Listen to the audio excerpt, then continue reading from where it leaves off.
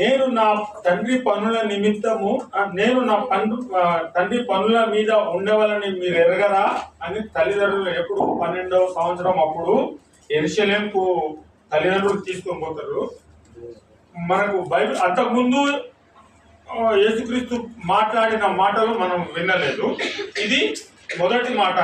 ఇది నా తండ్రి పనుల మీద ఉండవాలని మీరు ఎరగరా. ఆ తండ్రి పనులు నెరవేర్చడానికి ఆయన ఈ భూమి మీదకి వచ్చాడు.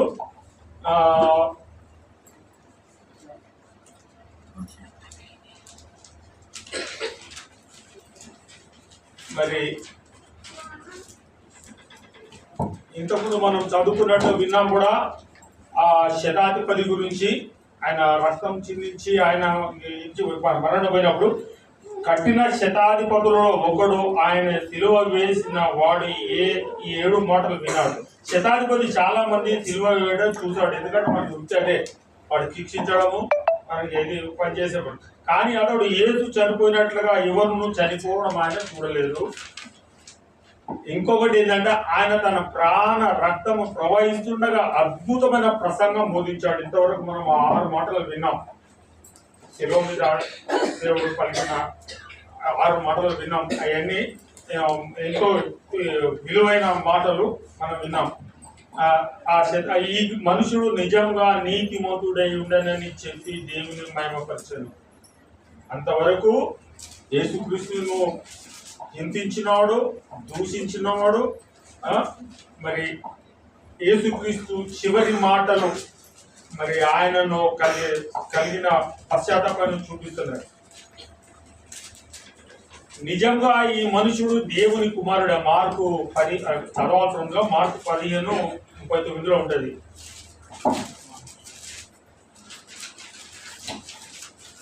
అప్పుడు దేవాలయపు తెర పైనుండి క్రింది వరకు 2గా చినిగాను.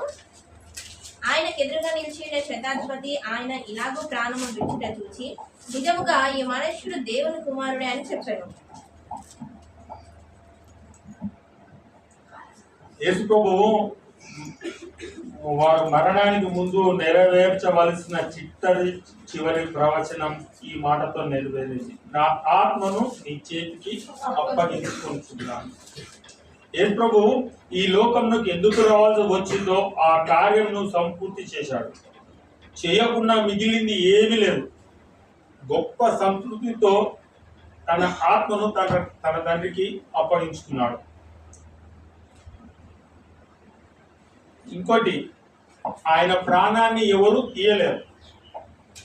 ఆయన ప్రాణాన్ని అప్పగించుకున్నాడు. ఆయన ప్రాణం పెట్టడానికి, తిరిగి తీసుకోవడానికి ఆయనకు అధికారం ఉంది. నేను దాన్ని మరలా తీసుకున్నట్లు నా ప్రాణం పెట్టుచున్నాను. యోహాను సువార్త 10:18 ఉంది. యేసు ప్రభు వారు తన రాజ్య సువార్తను ఆత్మ విషయమై దీనులైన వారు ధన్యులు అంటూ ప్రారంభించి ఈ లోకంలో సశరీరుడుగా చివరి మాటగా ఆత్మను అప్పగించుకుంటున్నాను అన్నాడు. అంటే నేను చెప్పవలసింది ఏంటంటే ఆత్మల గురించి. మరి ఒకవేళ మనము మన ఆత్మను ఆయన మాటల చొప్పున తండ్రి కుమారుల తండ్రి ఆజ్ఞ చొప్పున మనం నడుచుకుంటే మన ఆత్మ పరదేశికి పోతుంది. లేదు ఇంకో స్థలం ఉంది, నరకానికి పోతుంది. ఇక్కడ నేను మొదటి నుంచి చెప్పాను, నరకము పరలోకము. ఈ పరలోకం అంతకుముందు కూడా ఉంది, క్రీస్తు పుట్టక ముందు ఉంది ఈ విషయము. కానీ ఇంతకుముందు బ్రదర్ నవీన్ గారు చెప్పినట్టు అది పాతంలోనే ఉండిపోయింది. యేసు ప్రభు వచ్చే 2వ రాకడలో మనం వాళ్ళతో పాటు మన తాత ముత్తాతలతో సహా మన తరాలంతా మనం అక్కడ కలుసుకుంటాం. కానీ ఎప్పుడు మనము మన ఆత్మలను శుద్ధిగా ఉంచుకొని ఏదంటే నీతిగా బతకడం. నీతిగా నీ గురించి నువ్వు బ్రతుకు, దేవుని గురించి బ్రతుకు, మంది కొరకు కాదు నేను అనేది. ఎదుటోడు మెప్పు పొందడానికి నేనే నీతిమంతున్నట్టు నేను ప్రవర్తిస్తే అది ఇట్స్ నాట్ గుడ్. అది దేవుడు మెచ్చడు.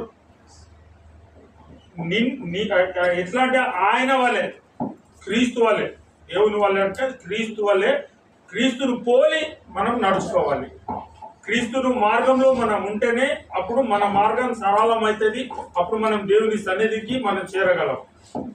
మనం అంటే శారీరకంగా మనిషి మట్టిలో పుట్టాడు కాబట్టి మట్టిలో పోతుంది.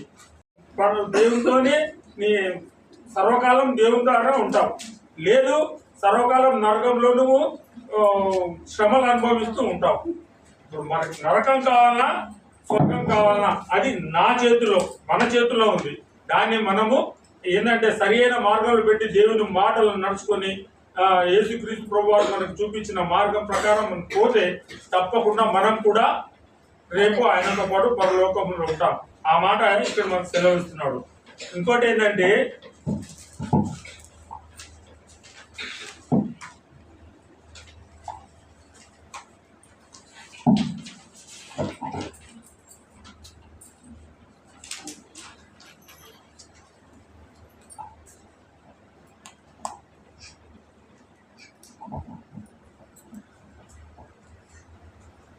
ఇప్పుడు ఏంటంటే ఇక ఇంకొకటి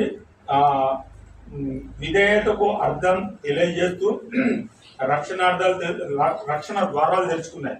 నా శరీరం నీ కొరకేనని, నా రక్తం మీ అందరి కొరకేనని ధారపోసి తన ఆత్మను తండ్రి చేతికి అప్పగించి చివరకు తన ప్రాణాన్ని మన కొరకు అర్పించాడు. ఆయన శరీరము, నా శరీరము మీ కొరకే, ఆయన నా రక్తము మీ కొరకే, మన కొరకు. ఆ రక్తం ద్వారా నిన్ను నన్ను మనందరినీ శుద్ధిపరిచాడు. మనము ఆ శుద్ధి మార్గంలో ఉంటే ఎప్పటికీ మనం ఆయన పిల్లలుగా ఉంటాము. మనం ఆయన సన్నిధిలోనే ఉంటాము. ఎందుకంటే ఆయన ప్రేమను మనము నేనంటే సముద్రంలో ఉన్న నీళ్ళంతా సిర అయినా అంటే ఇంకైనా కూడా ఆయన ప్రేమను, ఆ క్రీస్తు ప్రేమను మనం వర్ణించలేము, రాయలేము. అంత ప్రేమ నీ పట్ల, నా పట్ల, మన పట్ల చూపించి ఈరోజు తండ్రి మన యేసు ప్రభు తండ్రి దగ్గరికి వెళ్ళాడు పరలోకానికి. ఇప్పుడు ఆయన కోరేది ఏంటంటే ఈ భూమి మీద ప్రతి ఒక్కరు ఆయన నామంని ఎరిగి ఆయన మార్గంలో నడవాలనే ఆశతోనే మరి ఆయన ఈ భూమి మీదకి వచ్చిండు. మరి ఇప్పటికీ చాలా ప్రాంతాలు, ఇంకా కొన్ని దేశాల్లో మరి దేవుని సువార్త లేదు. మరి దేవుని గురించి పాటలు కూడా అక్కడ వినబడవు. మరి ఏంటంటే ఇప్పుడు మనము రక్షణ పొంది మనమే రక్షణ మార్గాలు పోవడం కాదు, మన తోటి వారికి కూడా రక్షణ మార్గాలకు తీసుకుపోవాలి. మరి దీనికోసం ప్రతి ఒక్కరు పాటుపడాలి. మరి ఈ చిన్న వాక్యాన్ని దేవుడు దీవించుగాక.